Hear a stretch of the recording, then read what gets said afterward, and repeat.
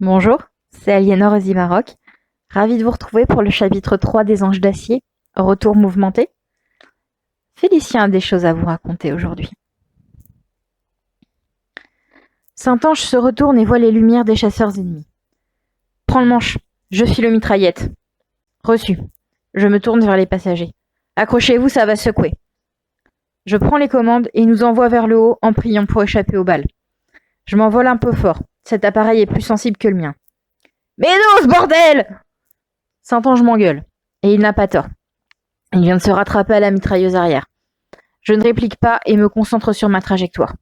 Je connais par cœur les coordonnées de la base, mais de nuit, sans savoir d'où je reprends les commandes, me demande un minimum d'effort de recherche. Surtout que je ne connais pas les zones à éviter.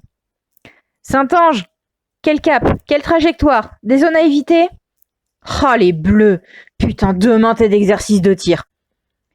Et il me donne le cap à suivre, à l'ouest, puis au nord, puis à l'est. Éviter la pointe bretonne en passant très au large pour éviter les radars. Et je vole en zigzag pour échapper aux rafales de balles des avions ennemis qui nous collent aux arrières.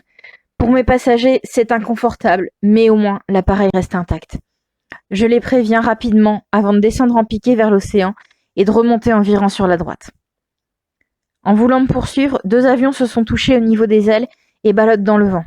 Je les distance aisément à présent. Saint-Ange reprend sa place. Belle manœuvre, chérubin. Par contre, si un des deux vomit, c'est toi qui nettoies. Et tu feras aussi toute la carlingue, jusqu'à ce que je puisse me regarder dedans. Allez, garde les commandes jusqu'au retour. La fin du vol me semble interminable. Je prie intérieurement pour qu'aucun de mes passagers ne soit malade avant d'atterrir et être sorti. Chose appréciable, Saint-Ange me laisse atterrir sans toucher aux manches. L'homme et la femme sont pris en charge sitôt descendus par une équipe médicale et accompagnés chacun d'un officier du renseignement. Un enseigne nous fait signe et nous nous dirigeons vers le bureau du colonel. Compte rendu.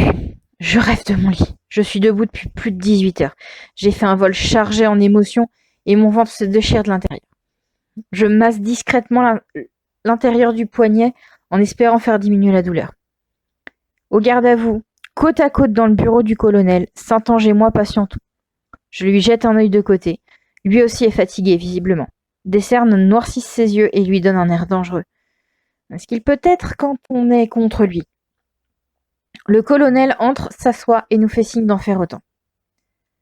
Alors, Saint-Amand, on change les affectations en dernière minute? Belgrand était malade, monsieur. J'en ai profité pour tester le potentiel de l'ESAGE sur un autre appareil et en situation de mission spéciale. Résultat. Un excellent pilote, qui s'adapte bien à notre appareil que le sien, avec un bon sens de la stratégie et une rapidité de réaction juste et de bonnes initiatives. Le seul bémol est son absence de notion de tir en vol. Je pensais le faire affecter aux entraînements de tir à partir de demain. Bien. Le sage. J'étais un peu sceptique quant à votre arrivée ici, surtout vu les circonstances. Mais si Saint-Ange vous recommande, je vais vous laisser une chance. Demain matin, 8 heures au centre de tir. Je vais voir qui je vous affecte comme instructeur. Rompez. Merci, monsieur, Major. Je le saluais, et en sortant, je pris le temps de refermer la porte tout doucement. Je reste un peu en retrait pour écouter. Saint-Amand, vous et moi savons que Belgrand se porte comme un charme. La raison. On a besoin d'un pilote de plus. Depuis que Clemens est tombé en France, la RAF nous réquisitionne 1 à 2 pilotes à chaque mission. Le gamin vole bien, très bien même. Soit, il est un peu vert pour le combat, mais c'est un potentiel à ne pas négliger. Je passe pour cette fois, vous avez raison. Une suggestion pour l'instructeur de tir? Je ne saurais dire, monsieur. L'équipe est bonne. Il s'agit plus de concordance de caractère et de patience. Bien, passons au reste. Nous y reviendrons plus tard. Vous avez les documents? Oui, mais en partie seulement. Apparemment, notre passager masculin a un certain nombre de choses à nous dire. Comprenant que je n'apprendrai rien de plus ce soir, à moins de traîner longtemps, je quitte mon poste d'espion à pas de loup pour rejoindre ma chambre. Mon statut de mineur m'avait fait octroyer une petite pièce minuscule en guise de chambre, mais au moins je ne la partage avec aucun autre. Privilège rare pour un pilote. Ici, les chambres de 2 ou 3 lits étaient plutôt la norme. À peine arrivé, je remonte le réveil pour 7 heures et m'écroule sur mon lit tout juste déshabillé. La sonnerie me tire de mon sommeil bien trop tôt à mon goût. Je me lève et fais une toilette sommaire avant de m'habiller et de partir pour le mess. J'ai horreur des exercices le ventre vide. Évidemment, je n'échappe pas aux commentaires de mes collègues. Heureusement que j'ai un minimum de répartie. L'insolence a parfois du bon. Alors, on avait un rencard avec Saint-Ange hier soir? C'est ça, on est allé rendre visite à ta sœur. Alors le bleu, ça fait quoi de voler de nuit? T'as vu de jolis oiseaux? Et tant que je vois pas le tien, c'est que je me porte bien. Il paraît que tu vas un peu fort sur le manche pour monter. Faudra être plus délicat avec les dames, mais ça s'apprend avec l'expérience. Alors mieux vaut que je n'apprenne pas auprès de toi.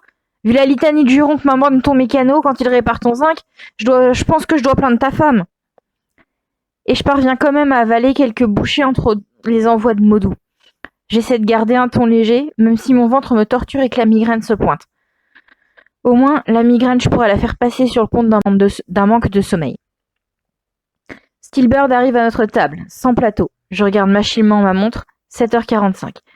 J'ai encore de la marge, il ne vient pas pour moi. Alors le petit chéri, on a bien dormi? C'était sympa le tête-à-tête hier soir? Voler de nuit a ses charmes, en effet. Tu as 5 minutes pour te retrouver sur le terrain de tir, concentré et attentif. Ne me fais pas attendre, tu as déjà eu droit à la grasse matinée. Je déglutis péniblement. Je me lève, prends mon plateau et m'en vais le débarrasser. En mâchonnant au passage une tartine de pain supplémentaire. C'est quand même pas lui mon instructeur. Arrivé au terrain de tir, il s'avère que, si, c'est lui. Il me désigne différentes armes. Montre-moi celle que tu sais utiliser. Enfin, si tu sais en utiliser une au moins. Piqué au vif, je sélectionne un Beretta, une carabine de chasse et un Remington. Tour à tour, je les charge, ajuste ma visée et tire sur les 3 cibles successives que me désigne Steelbird. Nous nous approchons des cibles pour aller contrôler la précision des tirs. Et je l'entends siffler admirablement.